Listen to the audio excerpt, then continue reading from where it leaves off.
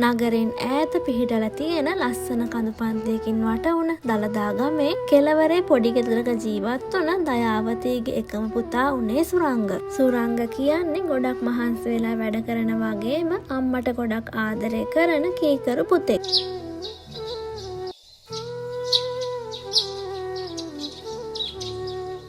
පුතේ මම මේ ඔයාගෙන් අහන්න හිටියේ පුතාට දැන් කසාදයක් කරගන්න වයස ඇවිත් තියෙන්නේ. මම ඔයාට ගුණ යහපත් කෙනෙක් බලන්නද? එපා අම්මා.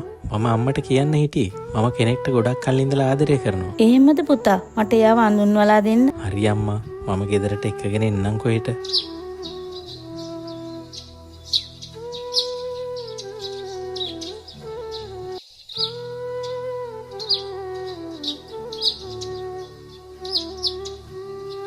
අම්මා මෙයා තමයි මම කිව්වේ. මෙයාගේ නම මාධවී. ඉතින් කොහොමද දුව? මම හොඳින් ඉන්නව නැන්දේ.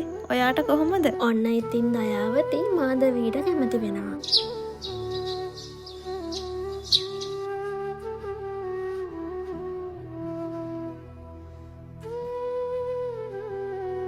ඒ ළමයා ටවුමි කෙනෙක්. අඳින්නේ පළඳින්නේ පවා ටවුමි විදිහට. ඔව් නංගි. හරිම ගුණ යහපත් නේද? දැන් දයාවතී නැන්දලගේ ගෙදරත් පාළුව නැති වෙලා යාවි. කොච්චර දෙයක්ද?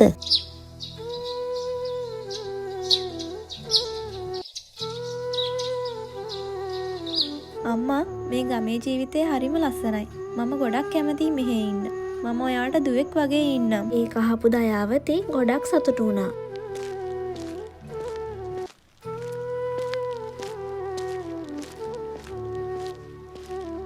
අම්මේ මෙන්න මම තේ හැදුවා. මේක බොන්නකෝ.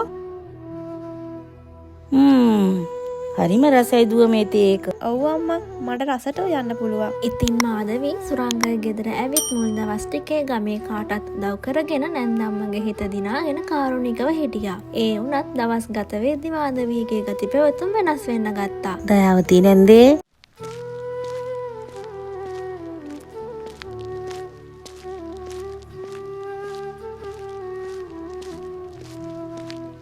නදී ළමයෝ එන්න ඉඳ ගන්න. නැන්දේ මම මේ ආවේ නැන්දගෙන් පොඩි දෙයක් අහන්න.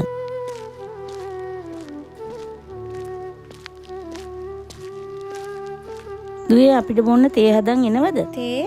හා. ඉතින් කියන්නකො නදී මොකද්ද? නැන්දේ අපි චාරිකාවක් යනවා. ගමේ අයත් එක්ක එකතු වෙලා. නැන්දලත් එනවද? සුරංග පුතා ආවම මම අහලා බලන්නම්කෝ. කොහොදුව මේකට සීනි දැම්මේ නැද්ද? දාලා නැද්ද? කමක් නෑ නැන්දේ. අමතක වෙන්නේ නැති.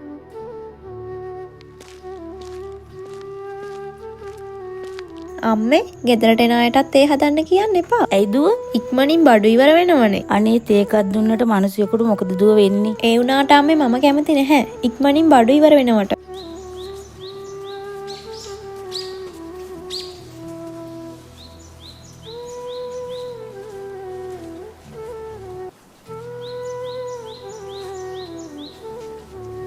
අම්මා බත් උයද්දි වැඩියෙන් උයන්න එපා. ගෙදර අය කන ගානට විතරක් උයන්න. අම්මා උයද්දි තෙල් දානකොට තෙල් බින්දුවක් දාන්න. අම්මා මම ටවුමට ගියා. අද ඉඳලා සීනි ගේන්නේ නෑ මේ ගෙදරට. ඇයි දුව තේ බොන්නේ කොහමද? තේ බොනවා කියන්නේ බොරු වියදම.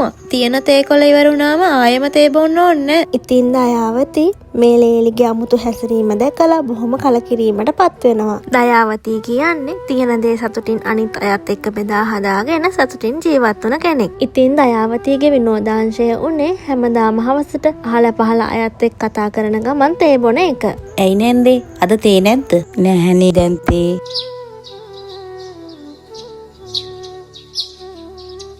දයාවතී නැන්දගේ ගෙදර කියන්නේ ඉස්සර හැමෝටම ඇරුණු ගෙදරක්. මේ අලුත් ලේලියාවට පස්සේ ගොඩක් වෙනස් වුණා නේද? ගමේ කවුරුත් දැන් එහෙට යන්නේ නැති තරම්.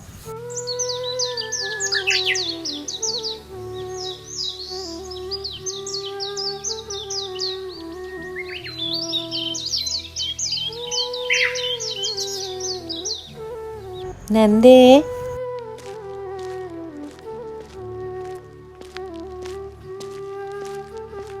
අම්මා නන්නේ. ඇයි? මං උයන්න ගත්තමයි දැක්කේ. මේ වෙලාවේ කඩෙත් වහලනේ. මට ලුණු ටිකක් දෙනවද? ලුණු? අනේ නෑනි. නැද්ද? අම්මේ අම්මේ මට වතුර තිබ්බහයි. වතුර ටිකක් දෙන්නකෝ. නංගි වතුර ටිකක් දෙනවද අපේ දුවට? මේ වෙලාවේ ගෙදර කවුරුත් නැහැනේ.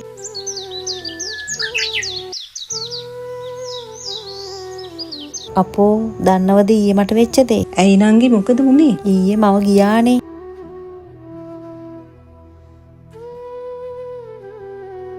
මාදවී ලස්සන ලේලියක් වුණාට හරිම නපුරුයි නේද? නපුරුකම නෙමෙයි අක්කේ. පොඩි එකෙක්ට වතුර ටිකක් දෙන්නත් බැරි තරමට ලෝභකම. අනේ මට තේරෙන්නේ නෑ නංගි.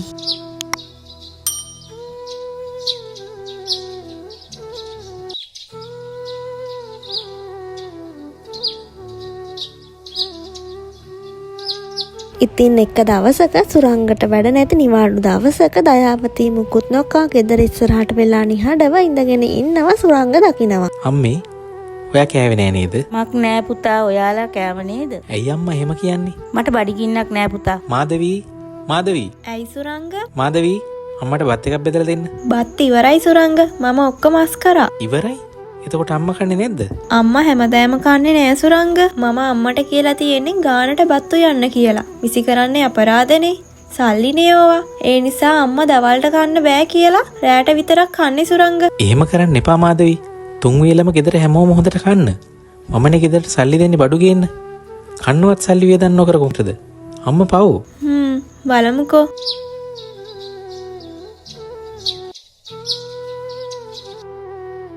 මාදවීගේ මේ ගතිගුණ ගැන සුරංග කල්පනා කරා. ඊළඟ දවසේ සුරංග වැඩට ගිහින් ඇවිත් මාදවී මට මගේ ජොබ් එක අතාරින්න වෙනවා. අපිට ටික කාලයකට සල්ලි නැති වෙයි. එහෙම කොහොමද? මම මේ ගෙදරට ආවේ දුක් විඳින්නද? එහෙනම් මගේ අම්මත් වෙනද වගේම සතුටින් ඉන්න ඕනේ නැද්ද? අම්මා අවුරුදු ගාණක් හැමදේම මිනිස්සු එක්ක බෙදා හදාගෙන සතුටින් ජීවත් වුණා. ඒත් දැන් අම්මා කෙනෙක්ට තේ එකක් දෙන්නත් දෙතුන් පාරක් හිතනවා. ඉතින් මාදවී සුරංග කියන දේවල් මුකුත් නොකියාම අහගෙන හිටියා.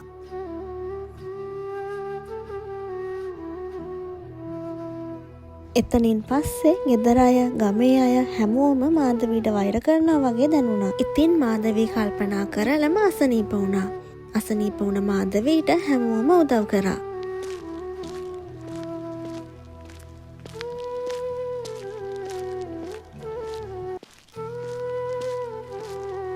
දයාවතී නැන්දම්මා තමන්ගේ බත් එකෙන් කොටසක් මාදවීට ගෙනත් දුන්නා. දුව කන්න.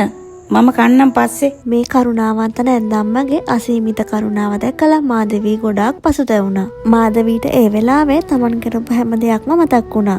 මට සමා වෙන්න අම්මා. සමාව ගන්නෙ මොකටද දුව? අපි කාටත් ආදරෙන් කරුණාවෙන් සලකන්න ඕන. එතකොට හැමෝම අපට ආදරෙයි.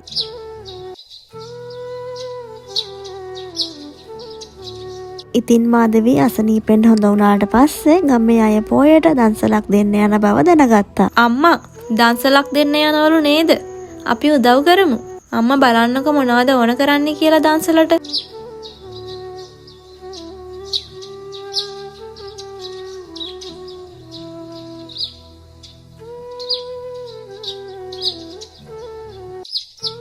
මාදවී දැන් හොඳ වෙලා නේද? දන්සලට වැඩියෙන් උදව් කරේ මාදවී. ඒකනේ නංගි. මාත් මේ කියන්න හිටියේ. දැන් එයාගේ හිත කරුණාවන්තකමින් පීරිලා. ඔව් මිනිස්සු වෙනස් කරන නම් කරුණාවෙන් දයාවෙන් ඉවසීමෙන් තේරුම් කරන්න ඕන. ඉතින් අද කතාව හොඳයි නම් මගේ channel එකත් subscribe කරලා ඔයාලගේ අදහස් පහලින් comment කරගෙන යන්නත් අමතක කරන්න එපා.